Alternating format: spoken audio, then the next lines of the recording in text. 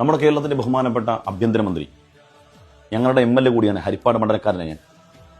രമേശ് ചെന്നിത്തല സാറിനോട് സ്നേഹപൂർവ്വം ചോദിക്കുകയാണ്, സാർ ഇതിനൊന്നും ഈ നാട്ടിൽ കേസില്ലേ? പല ആളുകളും TG മോഹൻദാസ് പറഞ്ഞതിനെ തമാശയിലൂടെ ഞാനടക്കം അവതരിപ്പിച്ചു. ഈ തമാശകൾക്കപ്പുറം ഒരു ഗൗരവമില്ല സാറേ. ഈ നാട്ടിലെ, ഈ നാടിന്റെ പ്രതീക്ഷയായ, ഈ നാടിന്റെ സ്വത്തായ യുവ സമൂഹത്തെ അവർ സമരം ചെയ്തതിന്റെ പേരിൽ അവരെയൊക്കെ നെഞ്ചു തുളക്കും, വെടിവെച്ച് കൊന്നുകളയും, അവരെ കൂട്ടിയിടും, ആശുപത്രി കൊണ്ടുപോയി കൂട്ടിയിടും എന്നൊക്കെ പറയുമ്പം ഇതിനൊന്നും ഈ നാട്ടിൽ ഗൗരവമില്ല സാറേ. ഞാൻ ആലോചിക്കുകയാണ്, ആ TG മോഹൻദാസ് എന്ന് പറയുന്ന മനുഷ്യന്റെ തലയിൽ ഒരു തൊപ്പിയും അല്ലെങ്കിൽ ഒരു അല്പം ഇച്ചിരി ഊച്ചാന്താടിയും ഉണ്ടായിരുന്നെങ്കിൽ ഈ നാട്ടിൽ എന്തെല്ലാം ചർച്ചയാണെന്നെ, ഏതെല്ലാം ആംഗിലുള്ള ചർച്ചയാണ്, എത്ര ദിവസം അതിനെക്കുറിച്ച് ചാനലുകൾ ഉറക്കമൊഴിച്ച് ചർച്ച ചെയ്തേനെ. എന്താ സാറേ, ഇതിനൊന്നും ഇവിടെ യാതൊരുവിധ ഗൗരവമില്ലേ? ഈ നാടിന്റെ സ്വത്ത്, ഈ രാജ്യത്തിന്റെ പ്രതീക്ഷയാണ് ഇവിടുത്തെ യുവാക്കൾ. അവരുടെ അവകാശങ്ങൾ നിഷേധിക്കപ്പെടുമ്പോൾ സമരം ചെയ്യുമെന്നുള്ളത് സ്വാഭാവികമാണ്. ഇവിടെ എത്ര സമരം കഴിഞ്ഞു? ഈ സമര പോരാട്ടങ്ങളിലൂടെയാണ് ഈ കേരളം, നമ്മൾ അല്ലെങ്കിൽ ഇന്ത്യ എന്ന് പറയുന്ന മഹാരാജ്യവും ഈ കേരളത്തിലെ നവോത്ഥാനവും ഒക്കെ സമര പോരാട്ടങ്ങളിലൂടെയാണ്. അല്ലെങ്കിൽ ഒരുത്തന്റെ ഔദാര്യം കൊണ്ടല്ല നമ്മൾ ഈ അനുഭവിക്കുന്ന സുഖമൊക്കെ കിട്ടിയത്, സമര പോരാട്ടങ്ങളിലൂടെയാണ്. നീതി നിഷേധിക്കപ്പെടുമ്പോൾ സ്വാഭാവികമായി സമരം ചെയ്യും.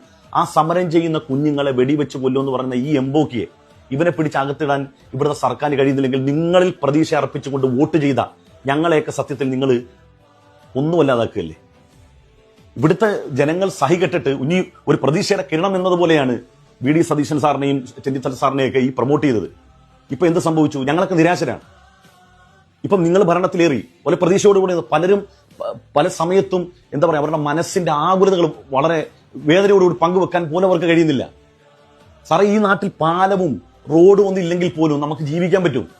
അങ്ങനെയൊക്കെ നമ്മൾ ജീവിച്ചിട്ടുണ്ട്. പക്ഷെ ഇവിടെ വർഗീയത എന്ന് പറയുന്ന സാധനം ഉണ്ടല്ലോ, ഒരു നാടിന്റെ സമാധാനം നഷ്ടപ്പെടുത്തുന്ന പരിപാടിയാണ് ഈ വർഗീയത, ഈ കൊലവിളി. ഇത് ഇയാളടക്കം എത്ര പേര് ഇവിടെ നടത്തുന്നുണ്ട്? ഇവർക്ക് ആർക്കെങ്കിലും എതിരെ കേസുണ്ടോ? ഇവരെന്താണ്? ആർക്കാണ് ഭയം? ഇവരൊക്കെ ആർക്കാണ് ഭയം? നിങ്ങൾക്ക് ഭയമുണ്ടോ? ഞാൻ ചോദിക്കാം, നിങ്ങൾക്കൊക്കെ ഭയമുണ്ടോ? ഇവരെ ഞങ്ങൾക്ക് ആർക്കും ഭയമില്ല. അതുകൊണ്ടാണ് തുറന്ന് സംസാരിക്കുന്നത്. ഇത് TG മോഹൻദാസിന്റെ സ്ഥാനത്ത് ഈ വേഷം ഇട്ടുകൊണ്ട് ഞാനാണ് ഇവിടെ പറഞ്ഞെങ്കിൽ ഉറപ്പായിട്ടും എനിക്കെതിരെ കേസ് വരൂല്ലേ?